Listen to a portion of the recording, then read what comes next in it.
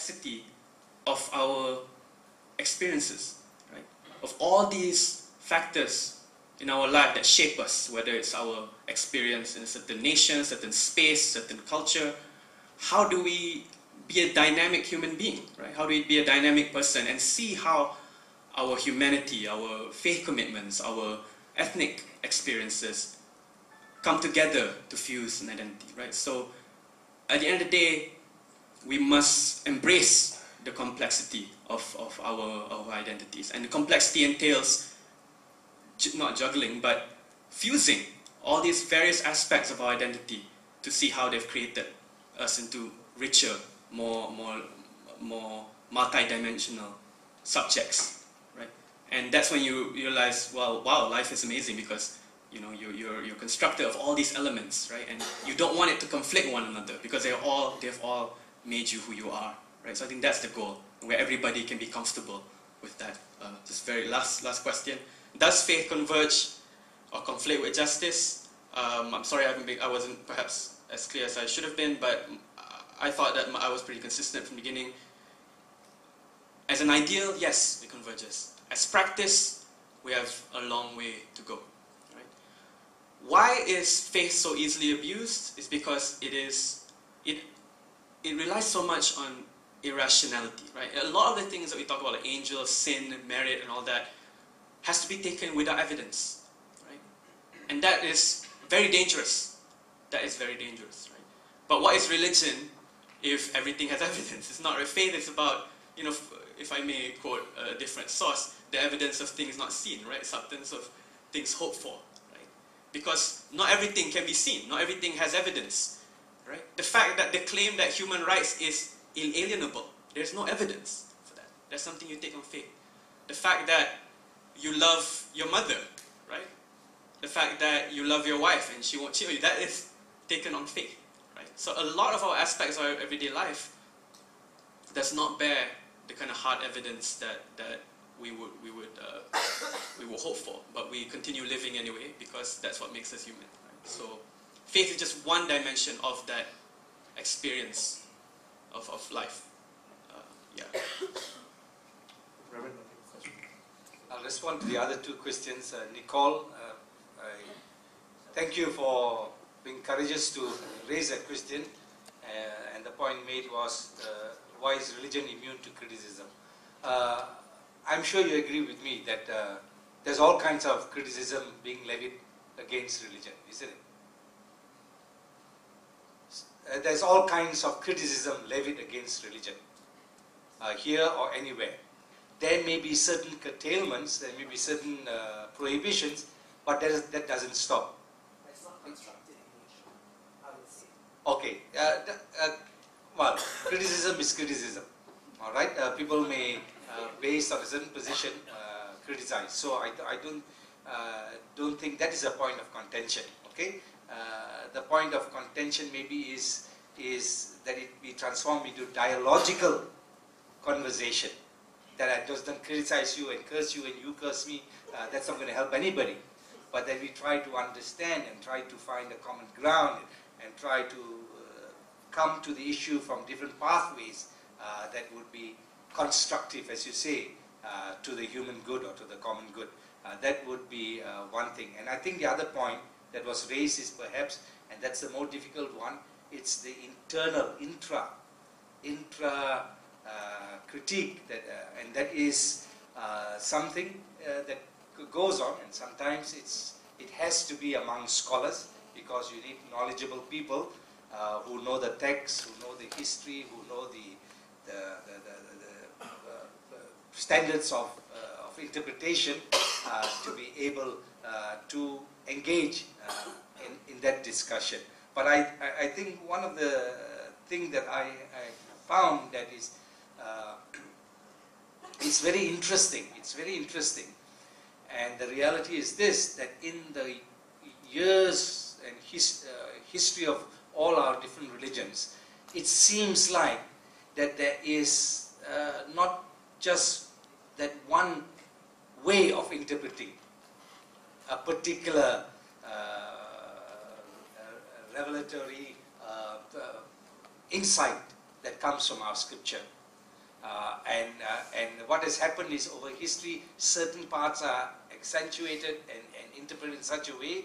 And for Christianity, slavery was condoned, dear friends, for many, many centuries. And Christians lived quite comfortably with it and read the Bible quite comfortably.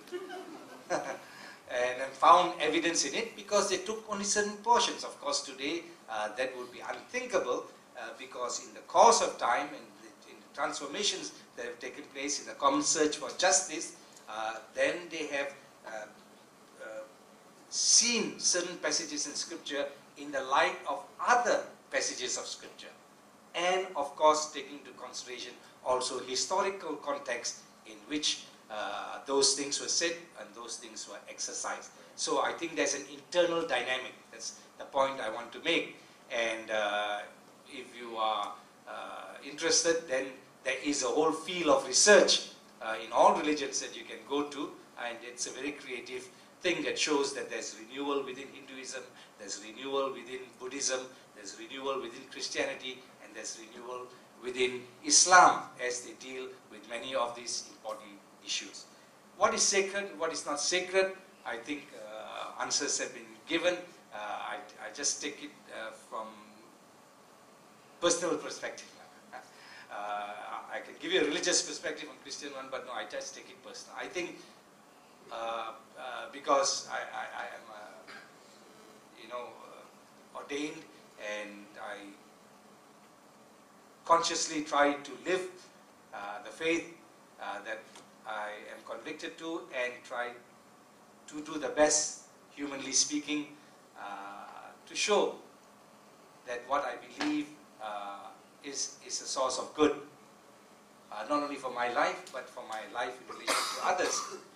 Then I believe, from my reading of my own tradition, is that whenever we are doing good to others, or you can put it in the context of the golden rule, do unto others what you want others to do unto you, or you can say, whenever I empower the marginalized, the vulnerable, or whenever I come to the aid of the hurting, all these things that give you some space to try and put your conviction into practice is transforming that situation into sacredness. Because that is the connection between what you believe, that God's will and God's presence is, and that reality can become true reality in our relations with one another. Of course, we're never doing a good job, but thank God that there are many examples along the way that we as simple human beings make that strengthen our conviction, I have a story to share. There was one occasion I was stranded along the highway. My old car didn't start, and it was very late at night. It was raining. I was standing there. I did not know what to do. And then a car stopped. And the young man who got out was a Malay. And he says, "Boleh saya tolong? Apa sudah terjadi?" And I said, "This is the situation." He said, "Okay lah, dalam kereta saya." Of course, I got scared. No, what is this late night or whatever? And this young man don't know what he's up to, and so on and so forth. And I saw he was not alone. There was somebody in the car with him. But I said, "Well, God, you take care." So I entered the car, and he drove me to my house. And in the car, we had a conversation. And he realized, he said, "Apa kerja?" Saya kerja padri. "Apa itu padri?" And I said, "Macam father lah, church." "Oh, itu good. Apa jauh malam kamu di tepi jalan?" And I told him the story. For me, that was a sacred moment. A sacred moment for me, because my belief in God allowed me to understand that such goodness is available right there and then. That it is possible for us to move beyond the boundaries. I'm happy, and it's a sacred moment for me, for that young man, because that young man showed me what it means to be a good Muslim. And he did not plan it, it was spontaneous perhaps, but that little action that he did will stay with me. And I think these are the things, we are the ones that can make the change. Because as far as the politics is concerned, they will pick and choose only those things that would be beneficial politically. But I think those things that really break down barriers, that really bring true human solidarity, that really inspire caring and sharing, are those things that show, and there are multiplicity of examples and experiences in Malaysian society. Of course, there are also negative ones. And the negative ones, the newspapers like to play up. Thank you. Due to constraints of time, maybe last question, if anyone has a burning question, we can still continue our conversations outside after this venue closes at 5. But if there's anyone who wants to pose a final question or make a comment.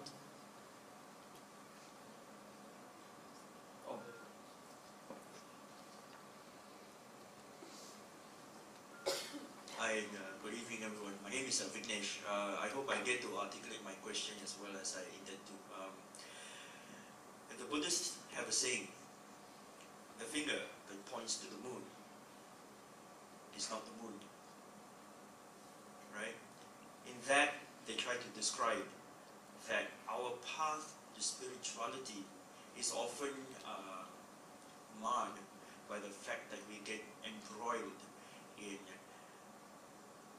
the object that is trying to get us towards spirituality, right? And I'm just looking at this faith and justice. Back when the scriptures were written, faith was all about justice, and right here we have like this, this separation between faith and justice as if it were two different things. So I think faith is something that's very personal. It's something, I'm not a religious person, I'm a very spiritual person. But I think faith is very personal. It's something that is mine and mine alone to understand, right? However, I think all religions point to one thing in common, and that is spirituality. And that is, and our transcendence to spirituality is through our faith, through our religions. And I think as Malaysians, as people of this globe, we're learning to see this kindness, this compassion, this love in everywhere. And I think when we come together, I think the one way that we can start to talk as people, as equals, as Malaysians, as human beings, as people, sentient beings on this planet, is actually to come and talk about spirituality, about our link with each other, and everything. And I think it has happened here. And I think this is the way forward. If we keep in this political mindset of separation and segregation, it becomes very difficult to talk about the important things. But if we come together like this, then we talk about spirituality, we talk about things that are universal to all of us. I think that is the right way forward. I mean, correct me if I'm wrong.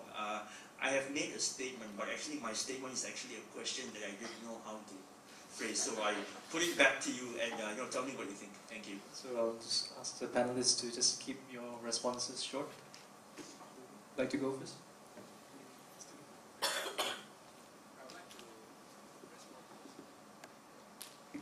I'd like to respond to Nico for his inquiring mind.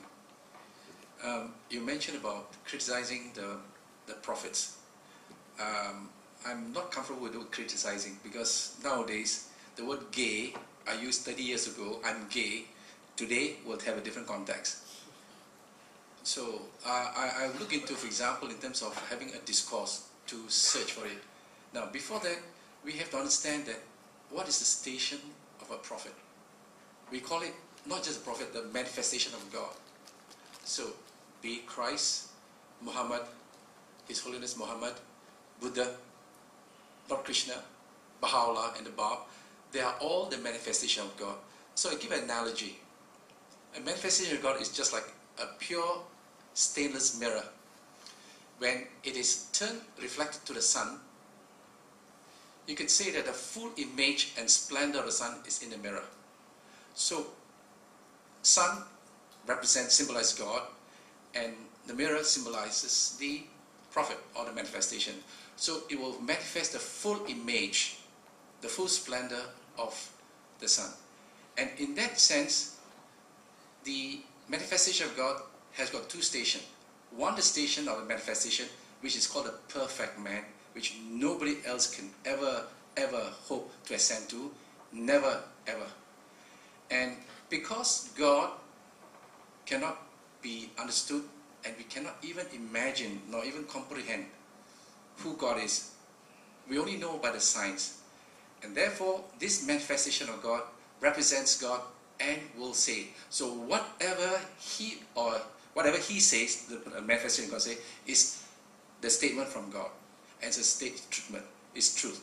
And even though, let's say, if those so-called traditions or practices of the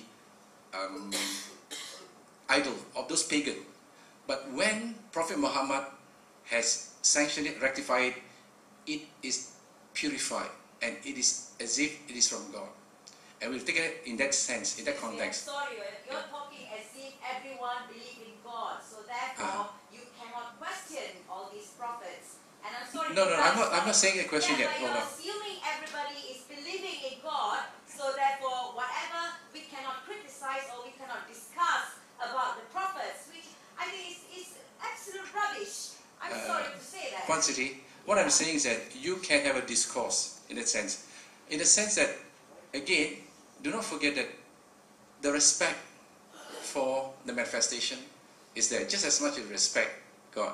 And if we have that relationship, then we will find that we do not, in a way, question, but we criticize for the sake of knowing and understanding. If we have in that position of criticizing to know and to learn, but not for the sake of criticizing alone per se, which that means to say is pointless. And therefore, when we do it, we have to have the intention in mind that we criticize to seek to find the truth, to find the reality. And if in that position, fine.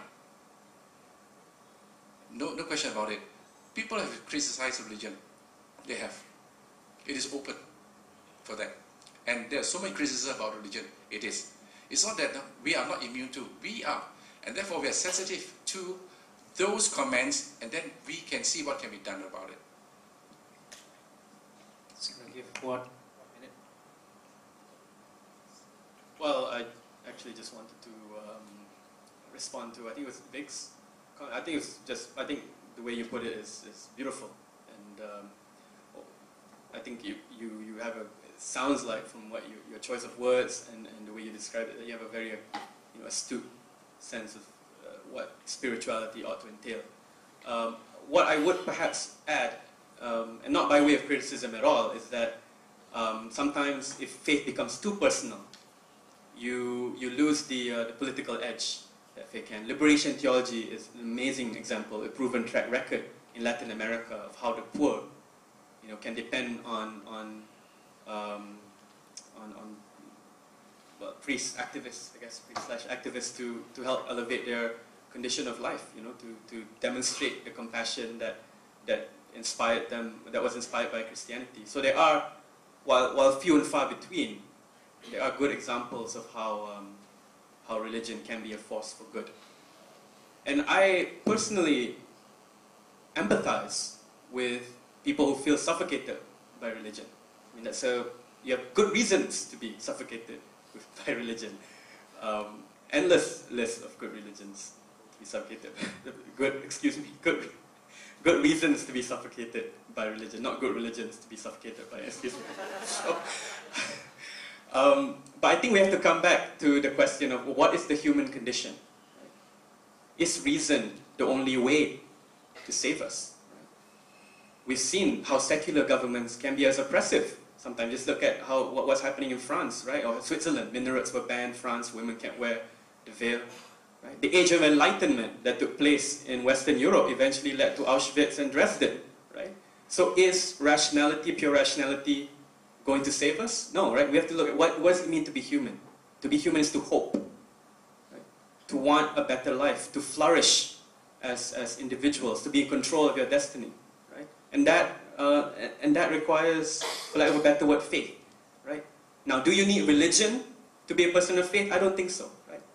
But does that mean we can get rid of faith completely? No, we have to envision, I think, a more compassionate and more humane appreciation of faith, right? In dialogue with religions based on the faults they've committed, based on the tainted history, right?